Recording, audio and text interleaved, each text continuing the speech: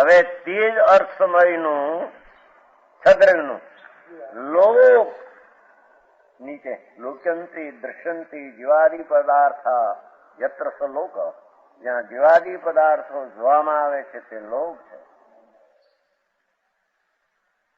જ્યાં જીવ અને જળ, સિદ્ધો અને નિગોદ, પરમાણુ અને ખંડ જોવામાં આવે, જો એમ આવ્યું ભાઈ આમાં એ સિદ્ધ લોકમાં જોવામાં આવે માટે લોક. એ સિદ્ધ અલોકમાં જોવામાં ન આવે કે જેને કે અલોકમાં જાત આમ જાત ધર્માર્થી ન હતો. અરે જાય ક્યાંથી સાંભળ્યું.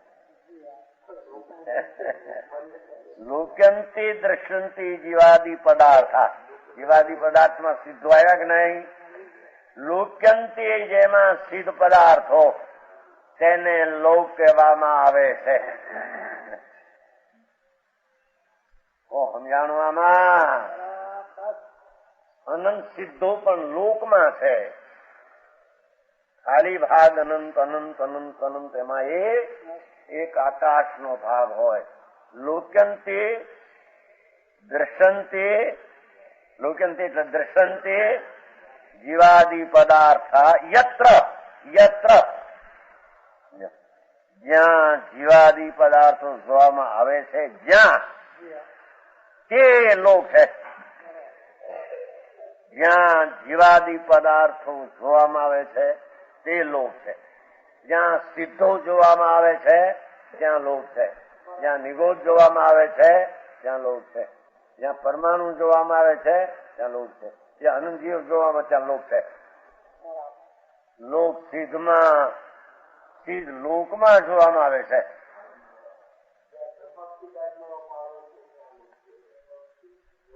હા, ત્યાં સુધી એમ છે. જ્યાં સુધી ધર્માસ્તિકાય જોવાનું ત્યાં સુધી લોક છે. જ્યાં સુધી સિદ્ધ જોવામાં ત્યાં સુધી લોક છે. જ્યાં સુધી અધર્માસ્તી જોવામાં આવે ત્યાં સુધી લોક છે.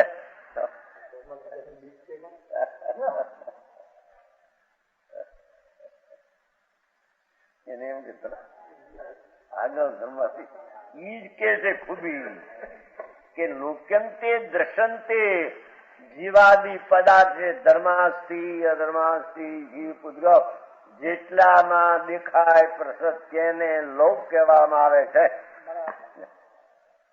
એમાં શું બાકી રહી ગયું? હા, કથનથી શૈલીથી કોઈ ત્યાં લોક્યંતેથી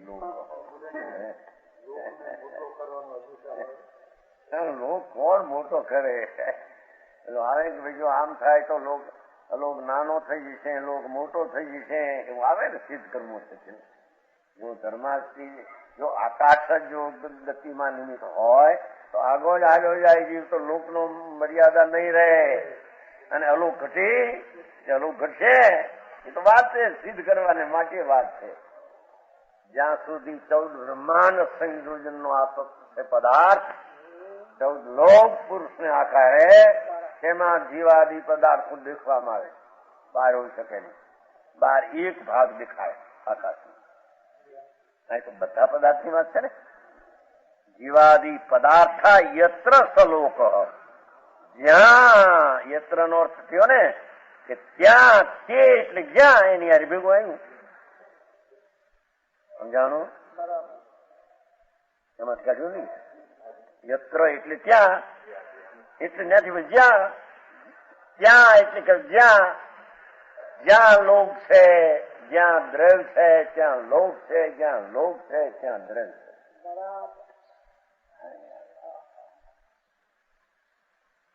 સમજાણું કાંઈ? અને અલોકના ભેદને લીધે અલોક ખાલી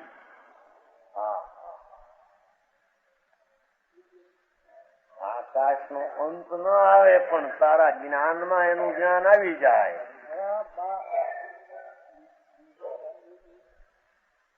લોક નો અંત ત્યાં નથી પણ જ્ઞાનમાં અંત આવી જાય. અમાપ છે એનું જ્ઞાન થઈ જાય.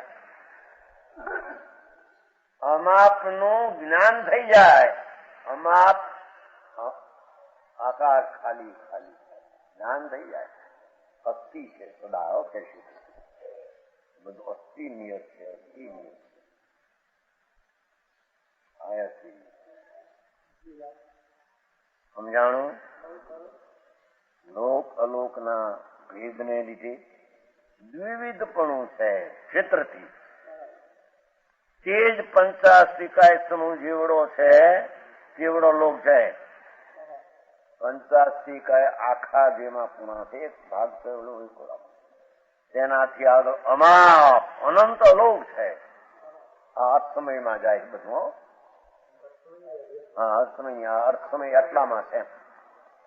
તે અલોક અભાવ માત્ર નથી. બીજું તે અલોક ખાલી ખાલી ખાલી એટલે પોલું એટલે કાંઈ નથી એમ નથી. પરંતુ પંચાસ્તિકાય સમૂહ જેટલું ક્ષેત્ર બાદ કરીને પંચાસ્તિકાય 14 લાખ લોકમાં છે એટલું ક્ષેત્ર બાદ કરીને બાકીના અનંત ક્ષેત્ર વાળું આકાશ છે. એ અનંત ક્ષેત્ર વાળું આકાશ છે. અલોક સંરૂપ નથી. એમ કોઈ શૂન્ય છે તે આકાશ, શૂન્ય છે તે અલોક, શૂન્ય છે તે અલોક. ના, એ શૂન્ય નથી, એ અશૂન્ય અસ્તિ છે. હા, એવો જ્ઞાન સિવાય અને અંતરના જ્ઞાનની મહિમા સિવાય આ વાત આવે નહીં.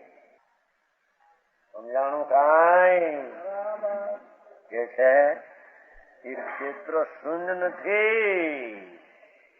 આ નથી જીવને પૂદગલને ધર્માધર્મ શીખાવ, પણ આકાશ તો છે, બધી છે. આકાશ થી ભરેલું આખું આકાશ આકાશ આકાશ દશે દિશામાં એવો અલોક શૂન્ય નથી, પરંતુ શુદ્ધ આકાશ દ્રવ્યરૂપ છે. શુદ્ધ શું કરે પંચાસ્તિકાયમાં નથી. એટલી પરની અપેક્ષા નથી જેમાં ક્ષેત્ર, એટલે એને શુદ્ધ કહ્યું છે. બાકી આકાશ તો શુદ્ધ છે. પંચાસ્તિકાય અહીં છે આકાશમાં, એમાં બીજા દ્રવ્ય છે અપેક્ષા, એને ઓલાને શુદ્ધ કહ્યું. આવી અપેક્ષામાં નથી એટલે. બાકી આકાશ તો શુદ્ધ છે. શુદ્ધ નો અર્થ બીજું ત્યાં નથી. શુદ્ધ આકાશ દ્રવ્યરૂપ છે. સમજાણું કાંઈ? તથાપિ કહાનવાણીના અંકાયે મૂલ્યના કદી. તથાપિ માતવાણીના અંકાયે મૂલ્યના કદી. પરમ કૃપાળુ પૂજ્ય સદગુરુ દેવનો જય હો. પ્રસામૂર્તિ પૂજ્ય ભગવતી માતનો જય હો. જીનવાણી માતનો જય હો. પરમ મિત્રાગ દિગંબર જૈન